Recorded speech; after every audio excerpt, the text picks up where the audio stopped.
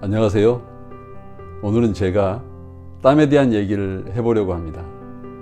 땀이라고 하면 우리가 인체가 좀 덥고 몸이 덥고 또 운동을 하고 난 다음에 정상적으로 흘리는 그런 생리적인 땀이 있죠. 그 이외에 몸에 이상이 생겨서 이상이 있는 그런 신호로서 흘리는 땀이 있습니다. 병리적인 땀이라고 할 수가 있는데 한의학에서는 이것을 자한, 식한, 도한 이렇게 구분을 합니다. 자한이라고 하는 것은 일상생활 중에 낮 시간에 특별히 활동을 많이 하거나 덥거나 한 게 아닌데도 땀을 이렇게 많이 흘리는 비 오듯이 흘리는 경우도 있고 또 조금씩 새 나오는 그런 땀을 흘리는 경우들이 있는데 이것을 우리가 사람들이 되게 피곤할 때 옛날 사람들은 이런 사람들을 보고 사람이 골았다 이런 말들을 하기도 하죠. 되게 피곤해서 흘리는 그런 땀을 우리가 자한이라고 얘기를 합니다. 그리고 밥 먹을 때 식사를 하면서 흘리는 그런 땀을 우리가 이제 식한이라고 하죠. 그리고 마지막으로 이제 도한이라고 하는 게 있는데 도둑도자를 써서 도둑 맞는 땀이라고 얘기를 합니다. 하루 일과를 끝내고 우리가 잠자리에 들었는데 잠을 자면서 식은땀을 흘리면서 잠을 자는 경우들이 있습니다.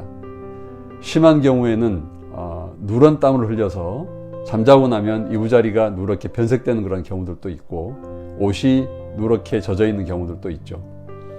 더 심한 경우에는 냄새가 나기도 합니다. 이런 경우들을 우리가 이제 도한이라고 표현을 하는 거죠. 저의 환자분 중에 63세 남자분이신데 사업을 하시는 분이고 굉장히 지금도 열심히 일을 하고 계십니다. 이분은 몸이 좀 차갑다고 느끼는데 특히 겨울이 되면 이런 차가운 현상이 조금 더 심해집니다. 그리고 몇 년 전부터 소화가 안 되는 게 거의 일상화되었다고 그렇게 얘기를 하시고요. 역류성 식도염도 있습니다. 그러면서 최근에는 현저하게 체력이 떨어지고 있습니다. 체력이 떨어져서 항상 피로하다고 얘기를 하시는데 이분이 이제 같이 말씀하시는 증상이 저녁에 잠을 잘 때 식은땀을 흘립니다. 누런 땀을 흘리고 옷이나 이부자리가 누렇게 변색된다고 얘기를 하십니다. 여러 가지 증상들이 있지만 이분에게 있어서 가장 핵심적인 증상은 저녁에 잠을 자면서 누런 땀을 흘리는 게 가장 핵심적인 문제라고 저는 생각을 했습니다. 우리 인체의 기능을 표현할 때 한의학에서는 양기, 음기 이런 표현을 합니다. 양기라고 하는 것은 우리가 에너지를 쓰는 능력, 활발하게 자기 기능을 잘 발휘하는 그런 상태를 우리가 양기가 충실하다라고 그렇게 얘기를 하죠. 반대로 이렇게 소비했던 낮 시간에 소비한 그런 양기 에너지를 다시 인체 내부로 끌어들여서 저축하고 갈무리하는 그런 것을 우리가 음기라고 얘기를 합니다. 그런데 이 음기는 우리 인체의 기능 중에서 항상 일정하게 기능을 유지해주는 지구력과 관련이 매우 큽니다. 반면에 양기는 순간적으로 에너지를 끌고 올라오는 그런 순발력하고 관련이 더 많다고 그렇게 얘기하기도 하죠.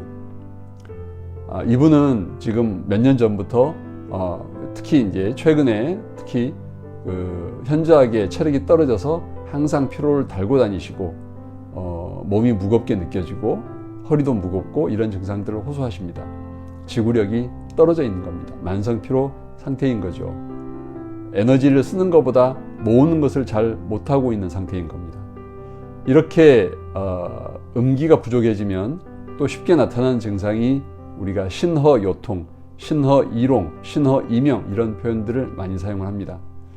피로한 상태가 너무 오래되고 지구력이 떨어진 게 오랜 시간을 경과하게 되면 허리에 힘이 빠지고 허리에 힘이 빠짐으로 인해서 하체에 힘이 빠지는 현상들을 느끼게 됩니다.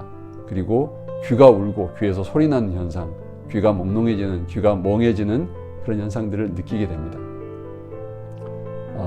이명, 이롱, 또 신허요통, 그리고 음허에서 생기는, 신허에서 생기는 도한 증상들을 대표적인 음기가 부족한 현상이라고 얘기를 할 수가 있죠.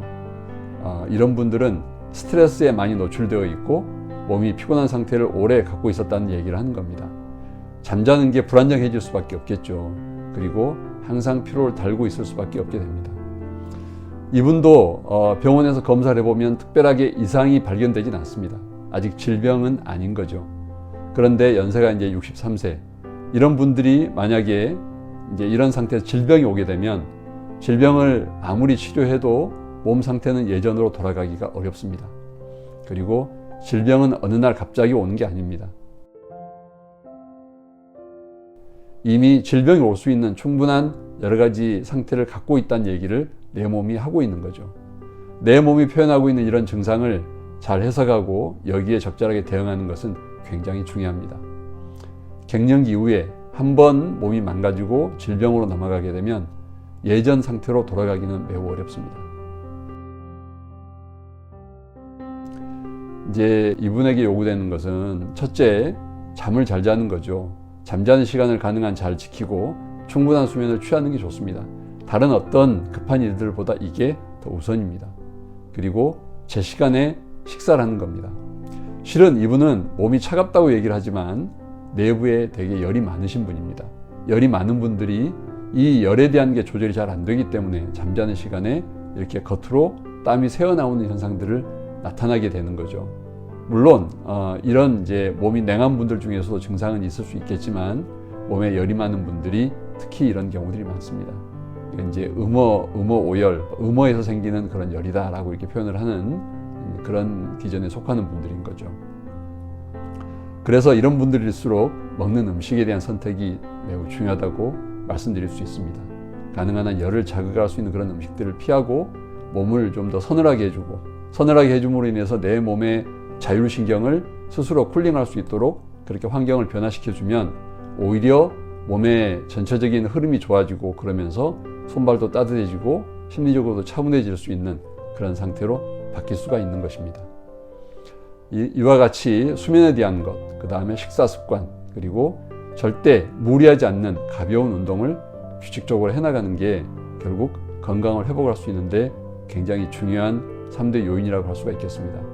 그런데 잠을 자려고 하는데 잠을 좀 잘 자지 못하고 깊은 수면을 못하고 그리고 식사를 하려고 하는데 소화가 잘 되지 않고 또 변이 상태가 좋지가 않고 안에 음식을 먹어도 흡수가 잘 되지 않는 이런 상태가 있다 그러면 여기에 대한 적극적인 관리와 치료가 필요한 것이죠. 과도하게 운동을 해서 피로가 누적이 되는 것도 가능한 한 그렇게 되지 않도록 피로를 적절하게 잘 이완시키고 운동량을 조절할 수 있는 그런 지혜도 필요하다고 할 수 있겠습니다. 이와 같은 방법을 통해서 내 몸이 스스로 정상적인 컨디션을 유지할 수 있도록 만들어주는 게 결국은 건강을 잘 관리하고 질병을 예방하는 방법이라고 할 수 있겠고, 내 몸이 나타내는 그런 사인을 잘 해석해서 적극적으로 잘 대응을 하는 게 결국 노화를 방지하고 건강을 유지하는 중요한 방법이라고 말씀드릴 수 있습니다.